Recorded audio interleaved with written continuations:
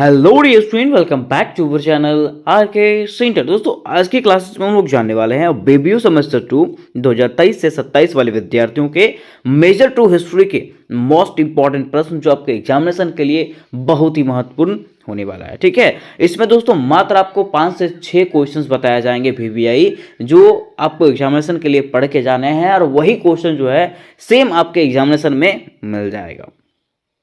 जिस प्रकार से मैंने सेमेस्टर 1 में आपको बताया था, सेम सेमेस्टर 2 में भी आपको वीवीआई क्वेश्चन बताया जाएगा। और आगे जब तक आपका सेमेस्टर चलने वाला है, ग्रेजुएशन टोटल तक जो है ना, आपको वीवीआई क्वेश्चन का तैयारी करवाया जाएगा। उसके साथ साथ यहाँ पे जो वीवीआई क्वेश्चन बताए जाएंगे दोस्तों, इसकी तैयारी भी आपको करवाई गई है। मैंने इसकी पूरी तैयारी करवा दी है, जिसका लिंक डिस्क्रिप्शन बॉक्स में मिल जाएगा। या तो फिर अगर डिस्क्रिप्शन बॉक्स में आपको नहीं मिलता है तो आपको सर्च करना है आरके सेंटर और सीधा चले जाना है प्लेलिस्ट पे। प्लेलिस्ट पे जाने के बाद आपको वहाँ पे दिख जाएगा मेजर टू हिस्ट्री वीवीयू, है ना। उस पर क्लिक करने के बाद आपको मेजर टू हिस्ट्री के सारे इंपॉर्टेंट क्वेश्चन दिख जाएंगे। तो चलिए ज़्यादा लेट ना करते हुए मैं इसके प्रश्नों को आपको दिखाता हूँ, क्या किस प्रकार के प्रश्न इसमें से पूछे गए हैं। तो दोस्तों, ये रहे मेजर टू हिस्ट्री के इंपॉर्टेंट क्वेश्चन। लेकिन सबसे पहले मैं आपको क्वेश्चंस दिखा देना चाहता हूँ कि किस प्रकार के प्रश्न आपको पढ़ के जाने हैं। अगर आपके पास समय है, ठीक है, तो आप ये सारे प्रश्नों को पढ़ सकते हैं। ठीक है, मैं सारे प्रश्नों को दिखाता हूँ, उसके बाद वीवीआई क्वेश्चन टिक आउट करवा दूंगा। अब वीवीआई क्वेश्चन टिक कर लीजिएगा। ठीक, देखिए, फर्स्ट आपका क्वेश्चन जो है वह सतवाहनों की उपलब्धियों का वर्णन करें। प्रश्न क्या है? सतवाहनों की उपलब्धियों का वर्णन करें। ये आपका पहला प्रश्न है ना। नेक्स्ट क्वेश्चन की बात करें, दूसरा हमारा है कनिष्क की उपलब्धियों का वर्णन करें। क्या है? कनिष्क की उपलब्धियों का वर्णन करें, यह सेकंड क्वेश्चन है। फिर तीसरा में हमारा है चंद्रगुप्त प्रथम की उपलब्धियों की विवेचना करें। क्या है?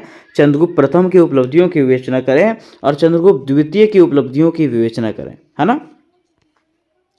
नेक्स्ट क्वेश्चन की बात करते हैं, लिखा हुआ है विजेता के रूप में समुद्रगुप्त का मूल्यांकन कीजिए अथवा समुद्रगुप्त के विजयों का वर्णन करें। दो क्वेश्चन इसमें कि विजेता के रूप में समुद्रगुप्त का मूल्यांकन करें, या तो फिर बताएं कि समुद्रगुप्त की क्या क्या विजय था।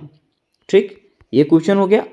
नेक्स्ट क्वेश्चन की बात करते हैं, लिखा हुआ गुप्त काल में कला, स्थापक की कला, चित्रकला और साहित्य के विकास का वर्णन करें। या तो फिर गुप्त साम्राज्य के पतन के कारणों की व्याख्या करें। यह प्रश्न हो गया आपका, है ना, 7 में। नेक्स्ट क्वेश्चन में 8 में कहा गया है कि हर्षवर्धन कालीन इतिहास की जानकारी प्रस्तुत करें। प्रश्न क्या है? हर्षवर्धन काल के इतिहास की जानकारियों के बारे में बताना है कि हर्षवर्धन का काल जो है वो किस प्रकार से रहा था। ठीक है, फिर क्वेश्चन नंबर 9 की बात करते हैं, लिखा हुआ है हर्षवर्धन के विजयों की विवेचना करें। हर्षवर्धन ने कौन कौन से विजय प्राप्त किया है उसके बारे में बताना है।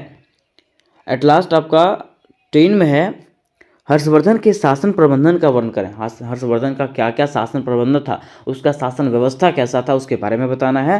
फिर 11 में आपको पढ़ के जाना है पल्लवों की राजनीतिक एवं सांस्कृतिक उपलब्धियों का वर्णन करें। क्या पढ़ लेना है?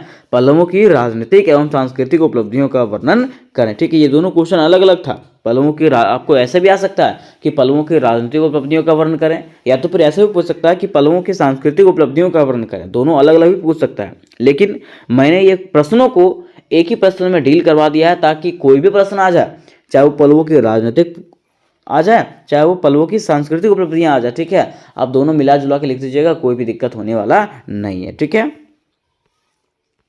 फिर 12 में आपका चालुक्यों की राजनीतिक एवं सांस्कृतिक उपलब्धियों का वर्णन करें। सेम क्वेश्चन, यहाँ पे पल्लवों का था, यहाँ पे चालुक्यों का आ गया। ठीक है, चालुक्यों की भी राजनीतिक और सांस्कृतिक उपलब्धियों का वर्णन करना है। दोनों प्रश्नों को मैंने भी एक प्रश्न में करवा दिया है। ठीक है, यहाँ तक तो हम लोगों ने इसके क्वेश्चंस को देख लिया कि ये 12 क्वेश्चन हैं। आपके एग्जाम में भी काफ़ी समय बचा हुआ है, और अगर आपके एग्जाम में काफ़ी समय बचा हुआ है और आप चाहते हैं कि ये सारे प्रश्नों को पढ़ के जाएं, है ना, तो मैं कहता हूं कि अगर ये 12 प्रश्न आप पढ़ लेते हैं, ठीक है, तो एग्जाम आपके हाथों में रहेगा, आपके मुट्ठी में हो जाएगा। लेकिन अगर आपके पास समय नहीं है, आप कोई काम में बिजी हो, ठीक है, तो मैं आपको वीवीआई क्वेश्चन बता देता हूं। ये प्रश्न पढ़ने के बाद इसी से प्रश्न आपके एग्जामिनेशन में मैच कर जाएंगे। तो चलिए मैं आपको वीवीआई क्वेश्चन बता देता हूं। तो देखिए दोस्तों, अगर वीवीआई क्वेश्चंस की बात करते हैं तो वीवीआई क्वेश्चन में सबसे पहले आपको पढ़ के जाना है सातवाहनों की उपलब्धियों का वर्णन करें। क्या पढ़ लेना है? सातवाहनों की उपलब्धियों का वर्णन करें। दूसरा आपको पढ़ के जाना है कनिष्क की उपलब्धियों का वर्णन करें। ये पहला हो गया, ये दूसरा हो गया। ठीक है, अब देखिए यहाँ पे जो है चंद्रगुप्त प्रथम की उपलब्धियों का विवेचना करें, चंद्रगुप्त द्वितीय की उपलब्धियों का वर्णन करें। ये दोनों में से आपको एक पढ़ लेना है, दोनों में से एक पढ़ लेना, मतलब ये 3 हो गया। ठीक, उसके बाद आपको आना है यहाँ पे 6 में। ठीक है, 6 में क्या था कि गुप्त काल में कला स्थापत्य की कला। ठीक है, मीन्स कह सकते हैं कि आपको क्वेश्चन इस प्रकार से आएगा कि गुप्त काल में कला, स्थापत्य की कला, चित्रकला और साहित्य का विकास का वर्णन करें, या तो फिर गुप्त साम्राज्य को स्वर्णयुग क्यों कहा जाता है उसके बारे में बताना है। तो ये प्रश्न को आपको कर लेना है। ये हो गया चौथा आपका। ठीक, फिर देखिए ये दोनों प्रश्न एक ही है, ये दोनों प्रश्नों को मैंने एक ही में करवाया। हर्षवर्धन कालीन इतिहास की जानकारी प्रस्तुत करें और हर्षवर्धन के विजयों की विवेचना करें, हर्षवर्धन के शासन प्रबंधन का वर्णन करें। ठीक है, ये तीनों क्वेश्चन को मैंने सेम एक ही में करवा दिया है। तो ये आपका हो गया 5वां प्रश्न।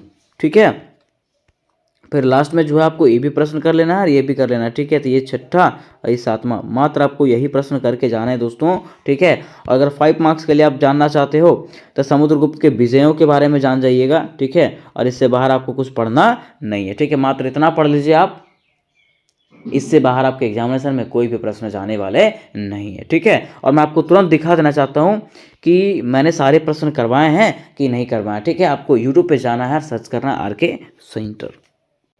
तो देखिए दोस्तों, सबसे पहले आपको पहुंचना है यूट्यूब पे। कहाँ पे? यूट्यूब पे पहुंचना है। यूट्यूब पे पहुंचने के बाद यहाँ पे आपको सर्च वाला ऑप्शन दिख जाएगा और सर्च वाला ऑप्शन पे क्लिक करने के बाद आपको सिंपली सर्च करना है आरके सेंटर। क्या सर्च करना है?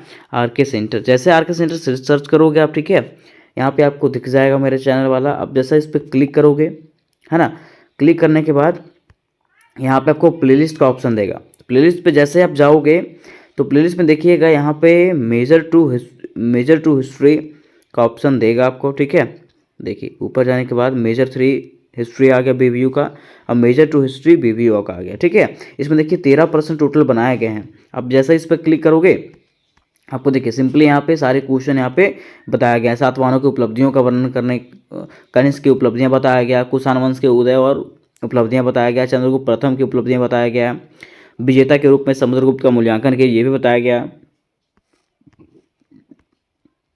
फिर हर्षवर्धन के शासन व्यवस्था के बारे में बताया गया है, गुप्त काल को स्वर्णयुग क्यों कहा जाता है उसके बारे में बताया गया है, हर्षवर्धन के विजय और शासन प्रबंधन के बारे में बताया गया है, पल्लवों की राजनीतिक एवं सांस्कृतिक उपलब्धियां और चालुक्यों की राजनीतिक और सांस्कृतिक उपलब्धियों के बारे में बताया गया है। ठीक है, तो यहाँ जाकर के आप सारे क्वेश्चंस को देख सकते हो। उसके साथ साथ इसके मॉडल पेपर भी बताया गया है, प्रश्न पेपर भी बता दिया गया है, वहाँ से आप लोग इसको कंप्लीट कर सकते हो।